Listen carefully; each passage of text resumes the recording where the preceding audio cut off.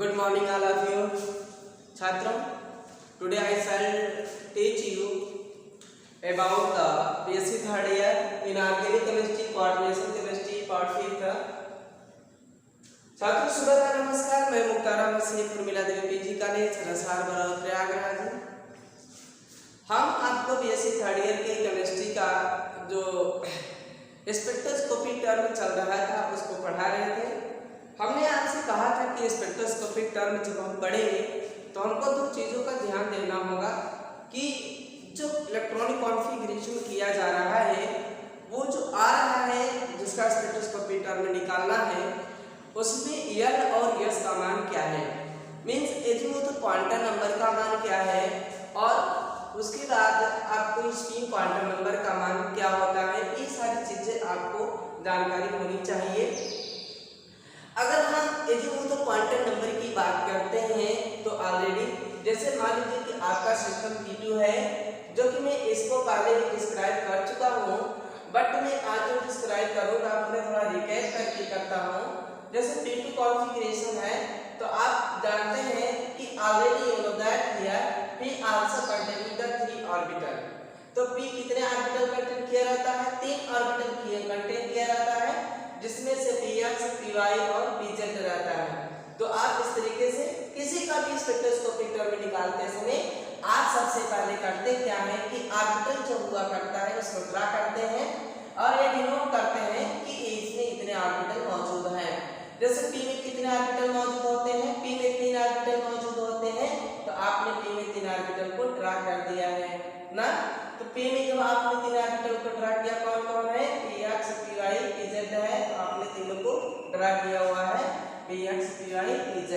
तो यहाँ पर हुआ क्या, इसको +1, इसको 0 और इसको आपने -1 किया है। अब आप यहाँ पर L का मान निकालेंगे तो पहले इलेक्ट्रॉन के लिए L का मान क्या हो जाएगा? +1 हो जाएगा। तो पहले इलेक्ट्रॉन के सामने क्या लिखा हुआ है? +1 लिखा हुआ है, तो इसलिए इसका L का मान क्या हो गया? +1 हो गया। दूसरे इलेक्ट्रॉन के सामने क्या लिखा हुआ है? 0 लिखा हुआ है, इसलिए इसका भी मान क्या हो गया? 0 हो गया। अब आप यही करिए, या +1 + 0 बराबर क्या होगा? +1 होगा, है ना। तो इस तरीके से ये क्राइटेरिया हो गया। और आप पीछे क्लास में भी पढ़ चुके थे कि यदि यहाँ पर नोट करने की बात होती है कि अब यहाँ पे आप कहेंगे P कहाँ से आ गया सर, तो P कहाँ से आया ये देखिएगा। हमने बताया था कि अगर L का मान 0 होगा तो वह S हो जाएगा, यदि L का मान 1 होगा तो वह P हो जाएगा, कैपिटल में होगा। L का मान यदि 2 होगा तो वह D हो जाएगा, L का मान यदि 3 आएगा तो वह F हो जाएगा, L का मान यदि 4 आएगा तो वह G हो जाएगा, L का मान यदि 5 आएगा तो वह H हो जाएगा, L का मान यदि 6 आएगा तो वह I हो जाएगा, L का मान यदि 7 आएगा तो वह K हो जाएगा, वह J कभी नहीं होगा। ठीक है, L का मान यदि 7 आता है तो वह K हो जाएगा, वह कभी भी J नहीं होगा। इसलिए क्योंकि J जो होता है वह कपलिंग कांस्टेंट होता है, J जो होता है वह कपलिंग कांस्टेंट होता है। प्यारे छात्रों, यह जो टॉपिक पढ़ा रहा हूँ यह topic spectroscopy term, term symbol, ground state term, ये सारी चीजें एंट्रेंस एग्जाम में भी आती हैं, नेट जेआरएफ में भी आती हैं, इसलिए इसको जरूर से जरूर देखिए। कोऑर्डिनेशन केमिस्ट्री का है ये, बीएससी थर्ड ईयर का है और यह मेरा क्लास कोऑर्डिनेशन पार्ट 5 चल रहा है।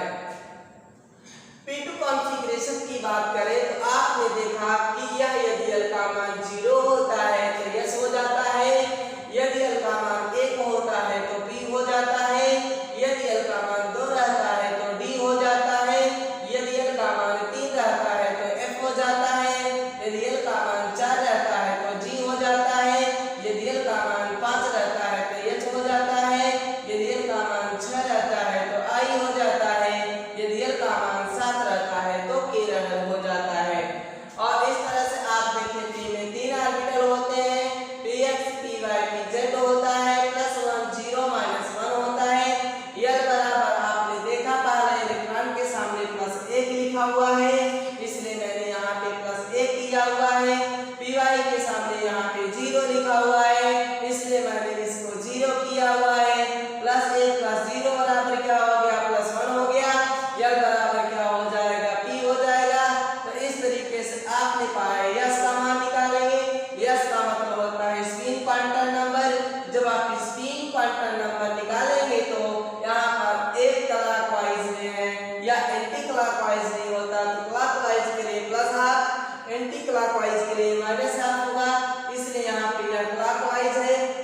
अगर एक इलेक्ट्रॉन होता है तो वहां पे हम प्लस हाफ माइनस हाफ दोनों कर देते हैं, लेकिन मैंने इसमें से एक साइन लिया है प्लस हाफ, जब शुरुआत में मैंने प्लस हाफ लिया हुआ है इसलिए मैं दूसरा भी प्लस हाफ ही लूंगा। तीसरे यहाँ पे एक इलेक्ट्रॉन है इसलिए इसके लिए स्पिन प्लस हाफ किया, यहाँ पे दूसरा इलेक्ट्रॉन भी क्लॉकवाइज में है इसलिए मैंने इसको प्लस हाफ किया और इस तरीके से प्लस हाफ बराबर 1 हो गया।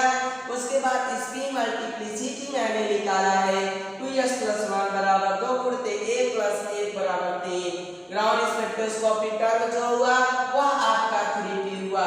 ग्राउंड स्पेक्ट्रोस्कोपी टर्म जो हुआ वह आपका 3p हुआ। अब आप पूछेंगे सर ये बराबर p क्यों हुआ? क्योंकि already you know that in the back class में आपने पढ़ चुका है। बैक क्लास में मैंने आपको डिस्क्राइब कर लिया है। यदि l का मान 0 होता है तो कैपिटल में s लिखेंगे, जबकि यदि दोनों क्वांटम नंबर छोटा s बताता है क्योंकि यहाँ पे l कैपिटल है इसलिए सारी चीजों को डिनोट हम कैपिटल लेटर में करेंगे। l बराबर 0 है तो s, l बराबर 1 है तो p, l बराबर 2 है तो d, l बराबर 3 है तो f, l बराबर 4 है तो g, l बराबर 5 है तो h, l बराबर 6 है तो i, l बराबर 7 है तो k होगा। तो इस तरीके से स्पेक्ट्रोस्कोपी टर्म जो हमको मिला है ना, वो क्या मिला? 3p मिला। मैं आपको एक कॉलम डिनोट करता हूँ जो डिटेल सिस्टम तक होता है, क्योंकि ऑलरेडी जो d ऑर्बिटल होते हैं इसमें 5 होते हैं, इलेक्ट्रॉन इसमें 10 होते हैं, क्योंकि एक ऑर्बिट के अंदर 2 से अधिक इलेक्ट्रॉन नहीं भरे जा सकते हैं। जब एक ऑर्बिट के अंदर 2 से अधिक इलेक्ट्रॉन हम नहीं भर सकते हैं तो 5 ऑर्बिट में कितने इलेक्ट्रॉन भर पाएंगे? तो आप भी यही कहेंगे कि 10 इलेक्ट्रॉन भर पाएंगे। ठीक है, तो मैं आपको एक्सप्लेन कर रहा हूँ। यहाँ मैंने लिखा हुआ है इलेक्ट्रॉनिक कॉन्फ़िगरेशन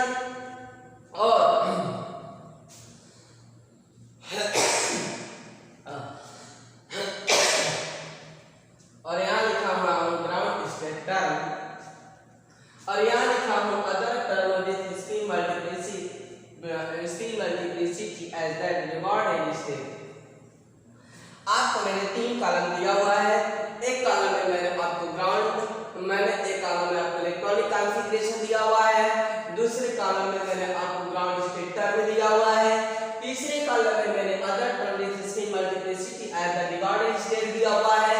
यहाँ पे मैंने दिया हुआ है D1, D2, D3, D4, D5, उसके बाद D6, D7, D8, D9 ये मैंने सिस्टम दिया हुआ है। ओवरऑल लास्ट में आपका डिटेल बचा हुआ है। अब आप यहाँ पर देख सकते हैं कि जो आपका D1 है उसका भी ग्राउंड स्टेट टर्म D2D है, जो आपका D9 है उसका भी ग्राउंड स्टेट टर्म 2D है, जो आपका D2 उसके इसमें other term with spin multiplicity at that recorded state ऐसा कुछ नहीं इसमें है। जो आपका D2 है, जो आपका D8 है उनका सेम ग्राउंड स्पेक्ट्रोस्कोपी टर्म है वो 3f है। अदर में इसका 3p, 1g, 1d, 1s है। D3 की बात करते हैं, D3 D7 का सेम है। यहाँ पे आपका 4f है, ये 2g हो गया, ये 2h हो गया। यहाँ पे D4 है, यहाँ पे D6 होगा तो इनका सेम हो गया, 6s हो गया। ये 1s, 1d, 1f, 1d, 1i है, ये आपका 1g है, यह आपका 1g है। उसके बाद आपका D5 आता है, इसके बाद आपका D5 है ना, 5, D6 इनका आप देखिए ये वाला लेवल इनके लिए है, ये वाला इनके लिए है, ये इधर ये आपका 5D, D5 पर 6s आ गया। अदर में 1s, 1d, 1f, 1g, 1i हो गया। D10 का 1s हो गया, 2p, 4p, 4d, 4f, 4g, 2s, 2p, 2p, 2f, 2g, 2h, 2i। चलिए इसको हम एक्सप्लेन करते हैं बारी बारी से, कैसे आया क्या होता है ना। इसको हम देख लेते हैं कि किस तरह से आया हुआ है बारी बारी से।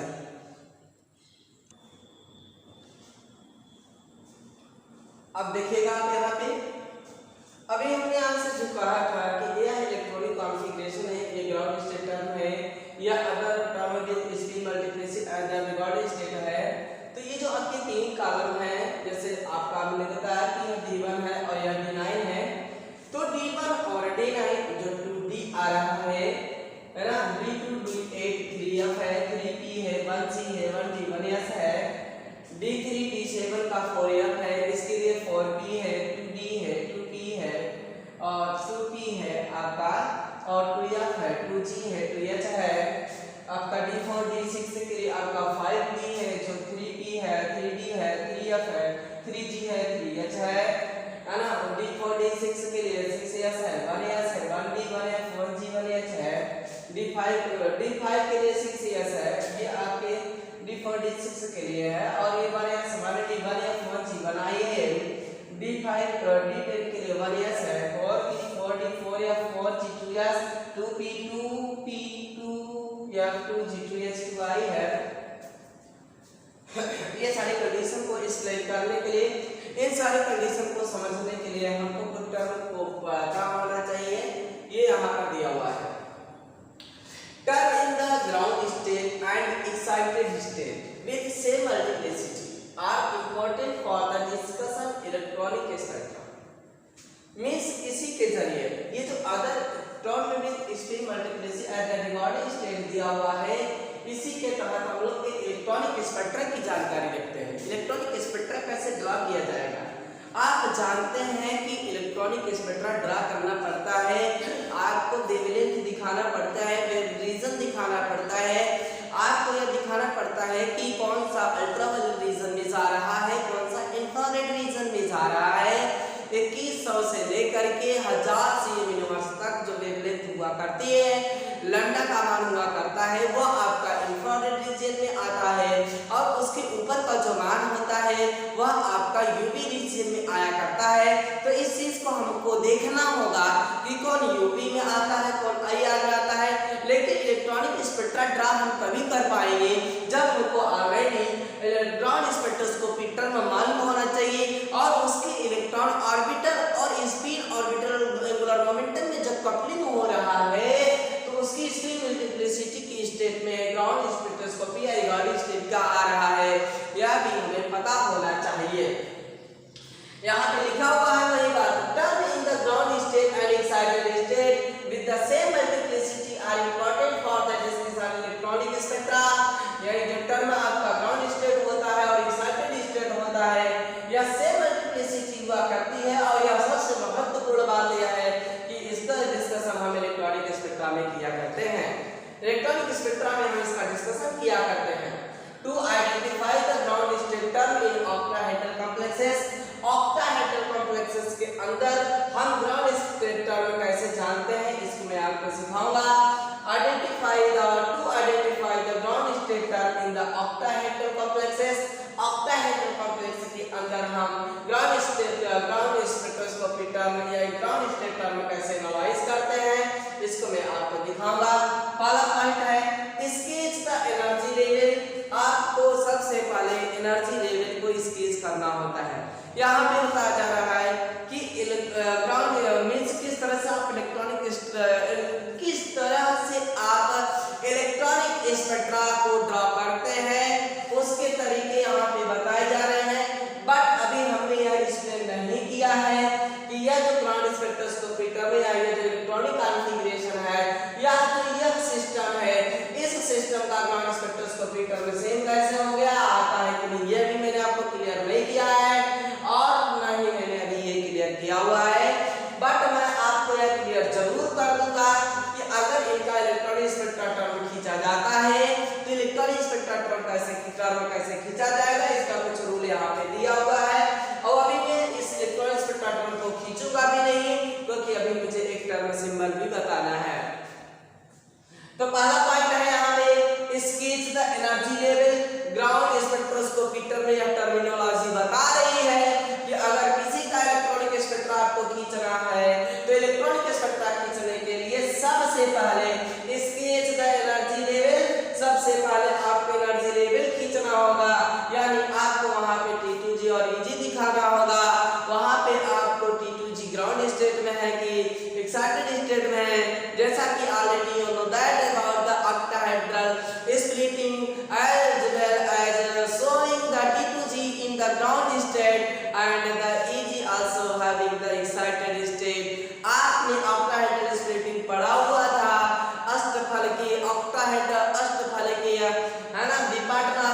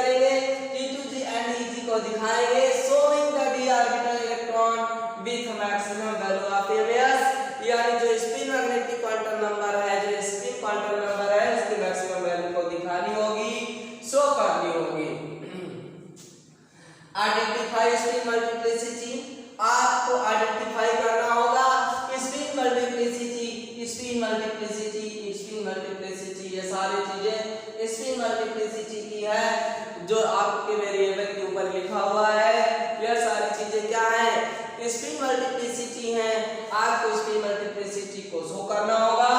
Determine the maximum possible values of L, आप मैक्सिमम वैल्यू ऑफ एल को भी दिखाएंगे। मैक्सिमम वैल्यू ऑफ एल क्या है, तीन चीजें आपको ध्यान देनी है।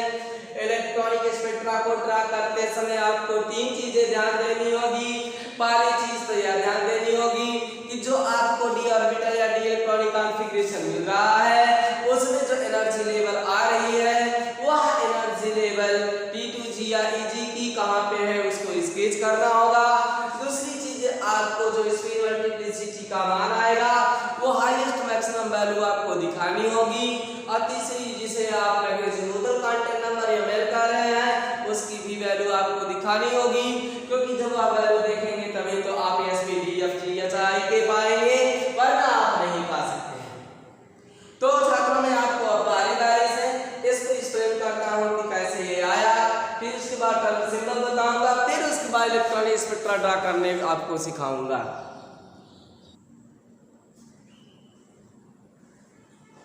जैसे मान करके चलिए कि D1 में आपको दिखाता हूं D1, यह आपका D1 सिस्टम है। कौन सा सिस्टम है ये? आपका D1 सिस्टम है। साथ ही साथ में आपको D9 भी दिखाऊंगा, साथ ही साथ में आपको D9 भी दिखाऊंगा। मैं आपको D1 सिस्टम दिखा रहा हूं और साथ ही साथ आपको D9 भी दिखा रहा हूं। आप देखिएगा कैसा आएगा। यदि हम D1 सिस्टम लेते हैं, कौन सा सिस्टम लेते हैं? यदि हम D1 सिस्टम लेते हैं तो D1 सिस्टम के अंतर्गत आप 5 ऑर्बिटल को खींचेंगे इस तरह से।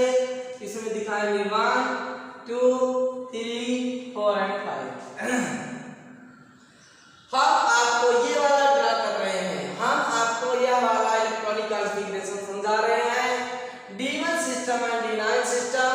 जो आपका D1 सिस्टम है मैंने आपको उसको बताया D में 5 ऑर्बिटल कौन कौन से हैं ये? DXY है, DYZ है, DZX है, DX2Y2 है और आपका DZ2 है।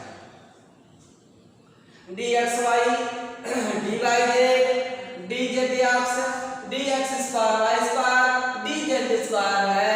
इसलिए क्रमशः +2 +1 0 -1 -2 होता है।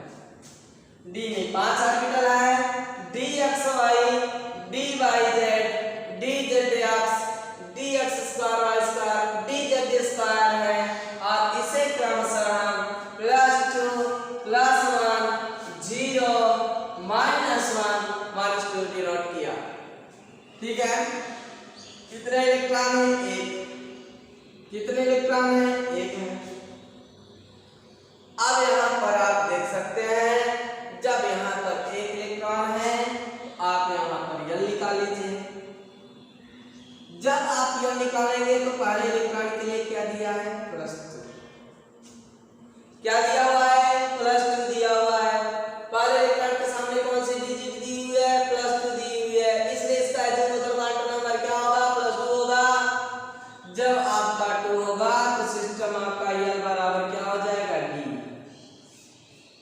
यल बराबर क्या हो जाएगा? D हो जाएगा, क्योंकि आपने बताया है यल बराबर 0 होगा तो यस होगा, यल बराबर 1 होगा तो P, यल बराबर 2 होगा तो D, यल बराबर 3 होगा तो F, यल बराबर 4 होगा तो G, यल बराबर 5 होगा तो H, यल बराबर 6 होगा तो I, यल बराबर 7 होगा तो K। तो यल बराबर यहाँ पे क्या आया? 2 आया, इसलिए यल बराबर यहाँ पे क्या हो जाएगा? D हो जाएगा। यल बराबर यहाँ पे क्या हो जाएगा? D हो जाएगा। अब आगे देखिए यस निकालते हैं तो यस बराबर क्या होगा? +12, चूंकि प्लस माइनस हाफ दोनों होता है लेकिन उसमें से एक साइन लेंगे हम, +12 में ले लेंगे। यस बराबर क्या ले लिया मैंने? +12 ले लिया। अब इसकी मल्टीप्लिसिटी निकालते हैं। क्या निकालेंगे हम? इसकी मल्टीप्लिसिटी निकालेंगे, इसकी मल्टीप्लिसिटी निकालेंगे जिसे किससे प्रदर्शित करना है? सूत्र क्या है? 2s1 + 1, 2s + 1 है, ये आपका 2s + 1। अब यहाँ पे इसकी मल्टीप्लिसिटी 2s + 1 हो गया। s बराबर क्या आ गया? हाफ। तो यहाँ क्या हो गया? 2 गुणित हाफ +1, तो 2 से 2 क्या हो गया? कैंसिल। बराबर क्या आ गया, तो ग्राउंड स्पेक्ट्रोस्कोपी टर्म में क्या है, ground spectroscopy term, ground spectroscopy term में क्या है, ये देखिए। तो ग्राउंड स्पेक्ट्रोस्कोपी टर्म क्या होता है, 2s + 1 तो 2s + 1 क्या आ गया भाई, 2 आ गया, और ये कितना यल का मान d, क्या आ गया भाई 2d, जो कि यहाँ पे दिया हुआ है। क्लियर हो गया, ये तो 2d यहाँ पे दिया हुआ है, यह तो क्लियर हो गया कि कैसे निकालते हैं। ग्राउंड स्पेक्ट्रोस्कोपी टर्म मैंने निकाला 2d, जो कि d1 के लिए था, क्लियर हो गया। अब मैं आपको d9 को क्लियर करके दिखा देता हूँ, अब मैं d9 को लिए क्लियर करके दिखा देता हूँ।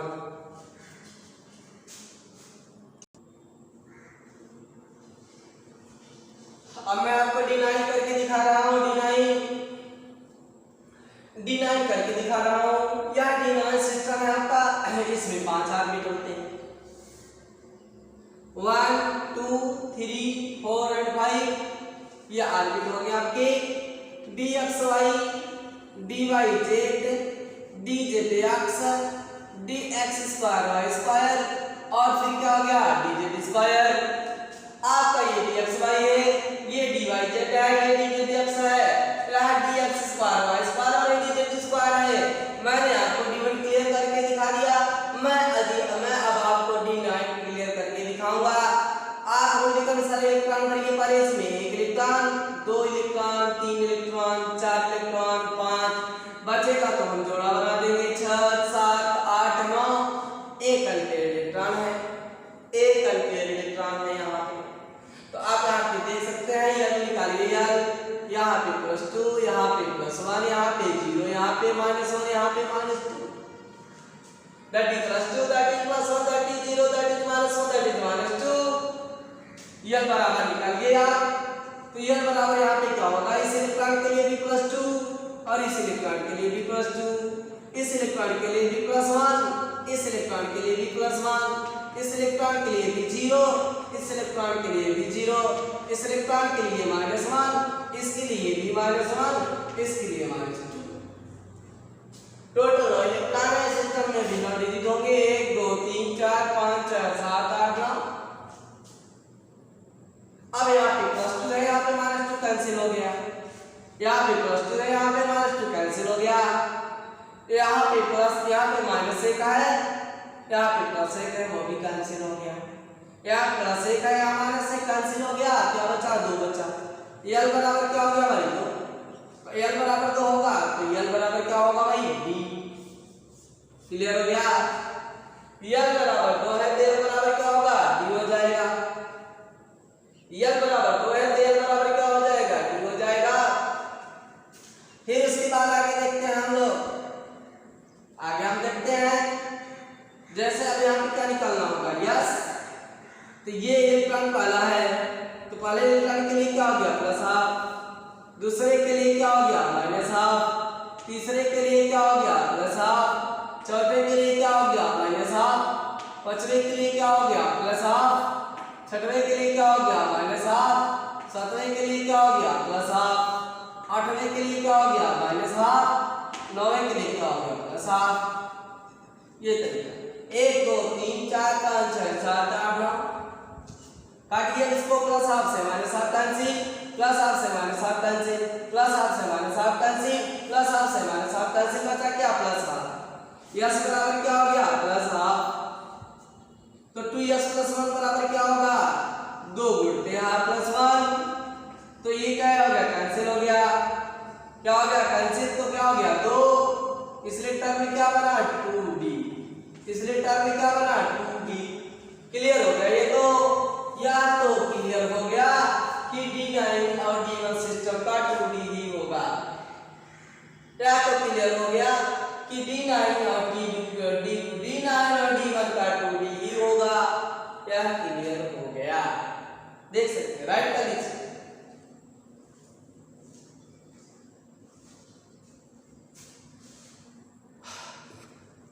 तो इस तरह से ये क्लियर हो गया। अब जो शेष बाकी है उसको हम क्लियर करते हैं आपको, उसको देखिए एक आध दो एग्जाम्पल, फिर अगला टर्म लाते हैं। अगला देखिएगा आप दूसरा system D2 and D8 electronic configuration देता है।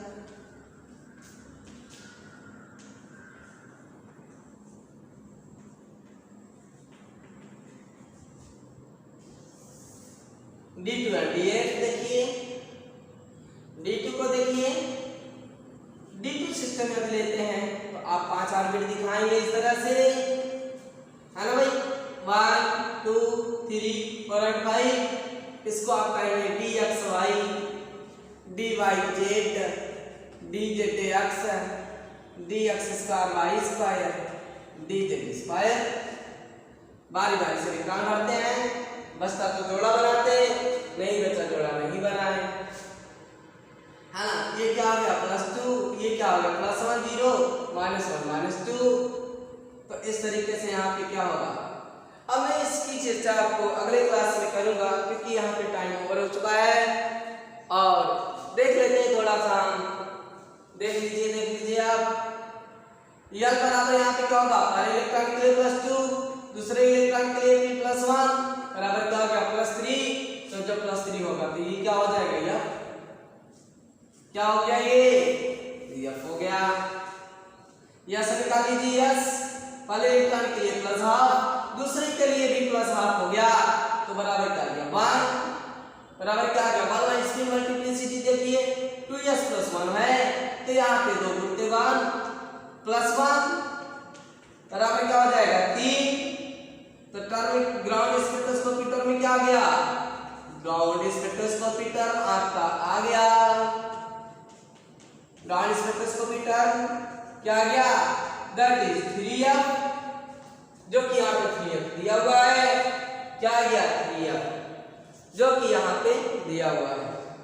तो छात्रों, हमें सबसे पहले यह देखना होता है कि उसमें ऑलरेडी किस तरह से क्या भी इसमें कितने ऑर्बिटल हैं, इसमें कितने किस तरह से एजिमुथल क्वांटम नंबर निकाला जाता है और किस तरह से आप इसको स्पिन क्वांटम नंबर निकालते हैं, इसकी मल्टीप्लिसिटी निकालते हैं। आप देखा आपको मैंने ये भी दिखाया, आपको मैंने ये भी दिखाया। आज के लिए बस इतना ही। अगले वीडियोस में हम मिलते हैं, आपको बिल्कुल इसी की लेवल को आगे बढ़ाते हुए जो शेष बचे हुए हैं इसका एक्सप्लेन करते हुए, और साथ ही साथ में आपको और कुछ एग्जाम्पल लेकर के आऊँगा और आपको पढ़ाऊँगा, उसको क्लियर करूँगा। बस छात्रों, आज के लिए बस इतना ही। और इस वीडियोस को लाइक करिए, कमेंट करिए, शेयर करिए और इसे